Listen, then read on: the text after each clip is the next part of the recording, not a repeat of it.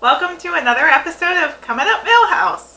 Today we are talking about Season 3, Episode 20. It is called Black Widower. Yes, sir. So this one has Sideshow Bob shows up in the episode. He comes and goes throughout the series quite often. And this time around, he gets engaged to Selma. Selma's looking for some companionship, and she gets Bob on the hook there. And what we find out, though, is that Sideshow Bob has some nefarious plans for this union that Bart ends up putting that together and foiling his bad plans. And that's the overall thing, but lots of hijinks ensue during that. So that brings us to lines. Want to give me your first line? In an overcrowded cell, we became little more than beasts. Who used my chapstick? So yeah, they're like crammed into there's like 8 guys in a closet. And then that one guy's like, oh, here it is. I'm sorry, I used it. And he's like, I don't want it anymore. They're just passing a chapstick around. It's poking fun at the overcrowded jails. And, you know, this is... just the satire of that is, yeah. It's just ridiculous. It's funny. So, who used my chapstick? Mm-hmm. Well, my first line is also a Sideshow Bob line, and involves the prison part, and it's Cutter, Ice Pick, Snake. I'm going to miss you most of all. So, it's when he's leaving, he gets his walking papers, and he's saying goodbye to, like, cellmates or something, and he's all endearing to them, like they're great friends or something, and there's, like, a note of the Wizard of Oz in that part, just a too. bit. Yeah, Yep. so it struck me as noteworthy. That's funny. All right, what about line 2? We're a package. Love me, love MacGyver. Because Patty and Selma are obsessed with MacGyver. It's their favorite show. It was also my favorite show when I was a kid. And they don't take kindly to anyone poking fun at MacGyver or not liking MacGyver. And Sideshow Bob is making fun of MacGyver and saying that he is not even a great actor. And he is just really appalled by the show and the fact that Patty and Selma are obsessed with it, to the point where Selma is ready to call the wedding off. I'm surprised Selma wasn't ready to kill him over that. That's particular true. Line, so. They have come to bouts in other episodes. Right, yeah. That's a fighting words. You badmouth MacGyver there. Right. But it was actually Homer that ended up calming the situation, which I thought was kind of funny, that usually he causes problems. He doesn't calm them. So that brings me to line 2. My line is a Homer line, and I will say it as a cat's flipping a tail in front of my face. I don't know. I think you're being censored a little bit. There we go. There you go. So the line is, you can't go wrong with cocktail weenies.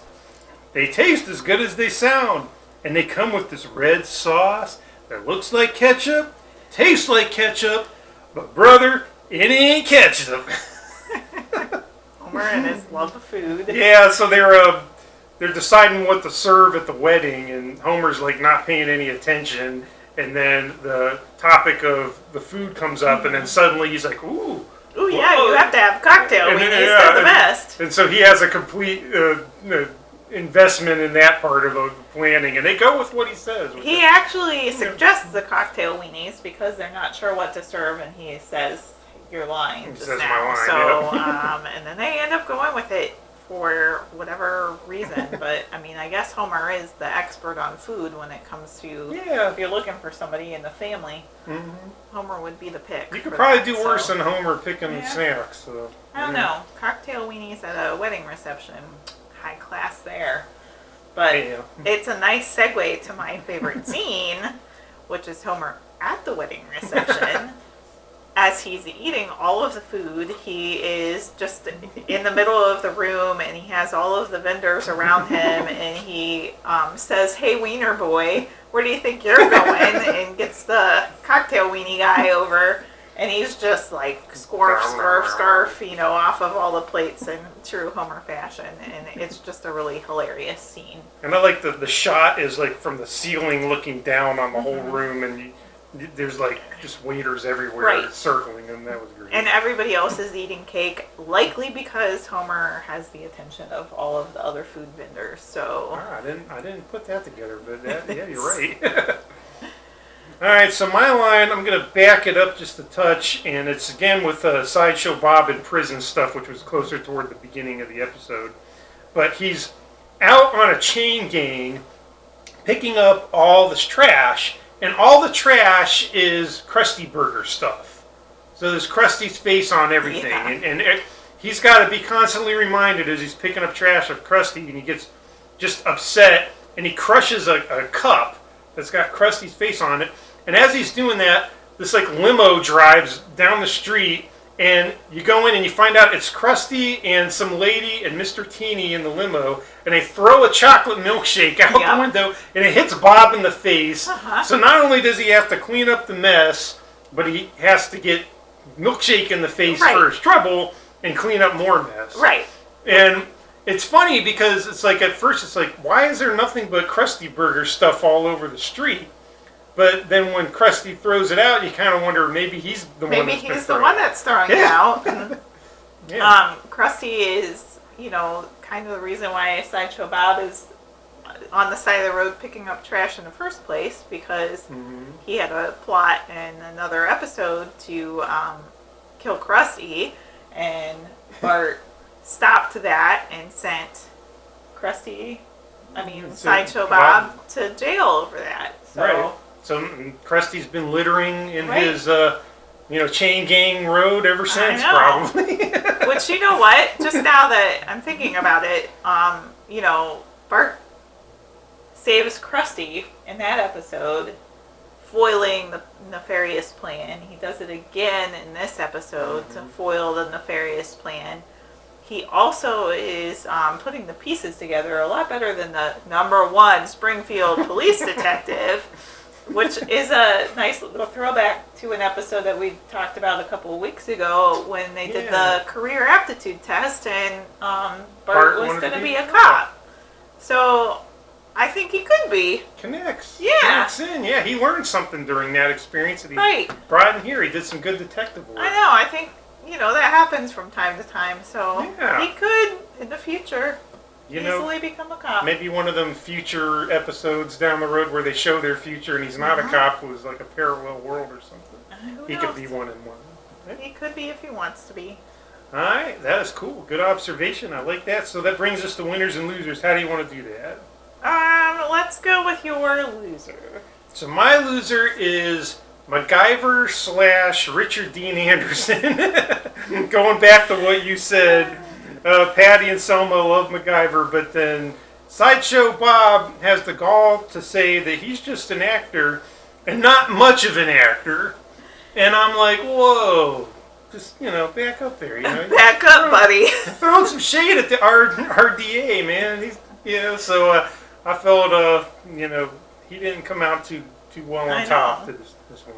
And surprisingly, aside from the wedding almost being called off, he got out pretty unscathed from saying those things. Because usually Patty and Selma attack like wild animals when somebody says something negative about MacGyver. Yep, absolutely. So he was my loser. What did you get for loser? I went with Selma for my loser, and not for the obvious reason that she is part of some plan to upset Bart in this episode, and that she's just being used for the wedding, but because part of this episode she reveals that when she was younger, a bottle rocket went up her nose and she lost her sense of taste and smell, which comes into play a little bit in this episode, but I feel really bad for her. That's not a great way to have a bottle rocket launched and I'm pretty how sure, to lose your taste and smell. Yeah, I'm pretty sure I wouldn't be too happy if one went up there. I get that. Yeah. So No fun. No fun at all. Why don't you go ahead and give me your winner? My winner are two people. My winners are the robbers and the couch gag scene. Couch gag winners. Ding, ding, ding, ding, ding. We don't talk about the couch gag too much. No, we don't. Yeah, but we should because they're great. They are really great. Dan actually pointed that Dan out did in his episode, so yeah. he was the first He was- one. He gets the award for bringing up the couch gag, but the robbers in the couch gag are walking out the door in front of the Simpsons with the Simpsons couch, and so they're winners in my book because no one did anything to stop them from taking a nice couch. They got a free couch out of the deal, so yeah, awesome.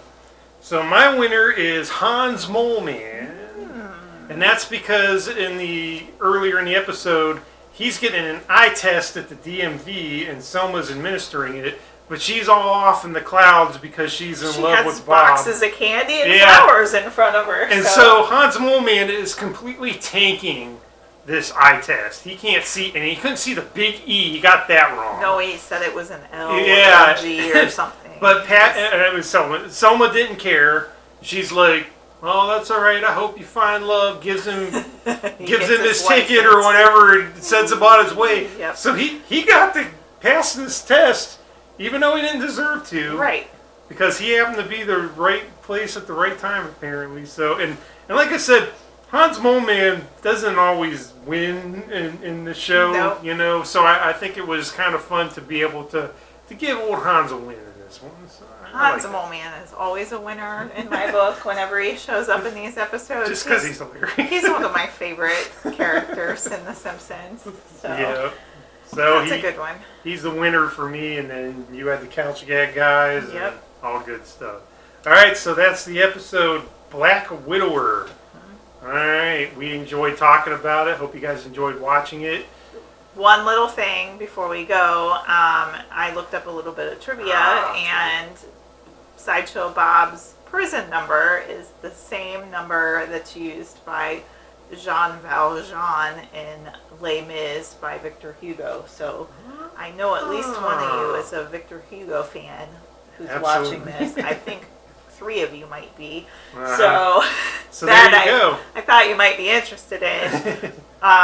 And also, don't forget to subscribe if you haven't done that. Thanks for joining us if this is your first episode, or thanks for joining us if this is your 20th episode with us. We appreciate your views. Give us a like, make some comments in the comments below, share your favorite scenes, your favorite lines, winners and losers. We'd love to see what you have to say. And enjoy watching this. If you are watching this in the bathtub especially, wink, wink, you know who you are. We know some people do that. Until the next time, Jiminy Jillikers.